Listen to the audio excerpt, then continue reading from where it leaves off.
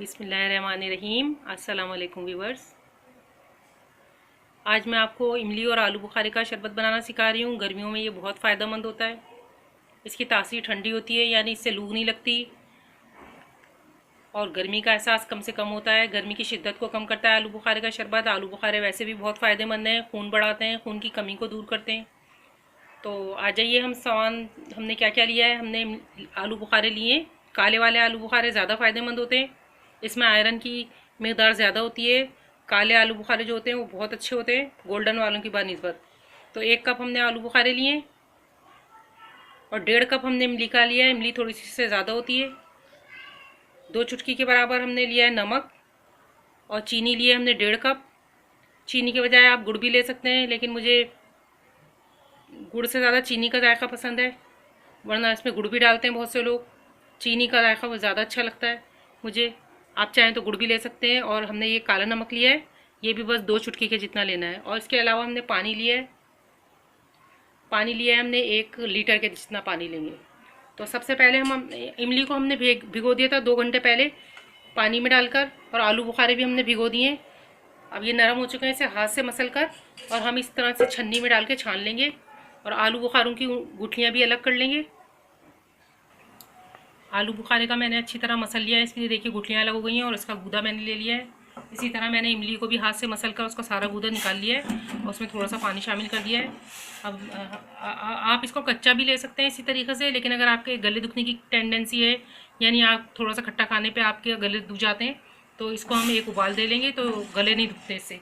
अब हम इसमें अपना नमक शामिल कर देंगे। 2 चुटकी नमक हमने लिया है।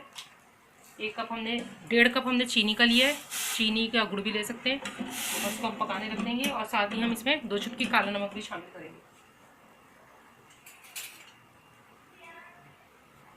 काला नमक बहुत थोड़ा सा लेना है, बस 2 चुटकी के बराबर लेना है। ये देखिए बहुत थोड़ा सा मैंने लिया है।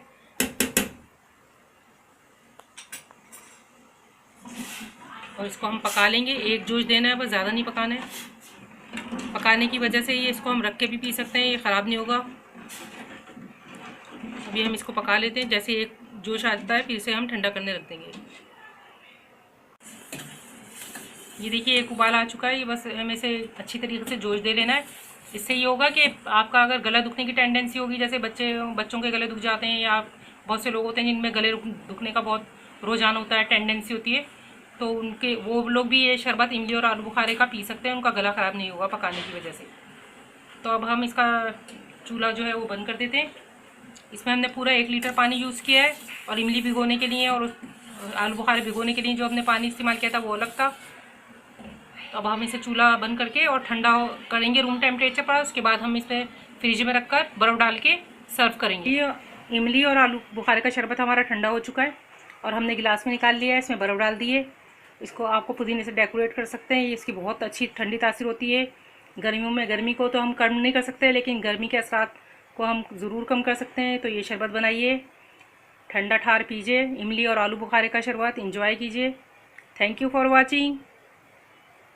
देखते रहिए कुकिंग आर्ट विद तंजीमा। मेरी वीडियोस को लाइक कीजिए, और अगर आपको मेरे चीज़ें पसंद आ रही हैं, जो कुछ भी मैं बनाती हूँ वो पसंद आ रहा है, तो प्लीज़ मेरे चैनल को सब्सक्राइब कर दीजिए। साथ ही बेल आइकन का बटन भी दबा दीजिए ताकि मेरी नई आने वाली वीडियोस आपको फौरी तौर पे मिल जाएं। अल्लाह हाफिज़।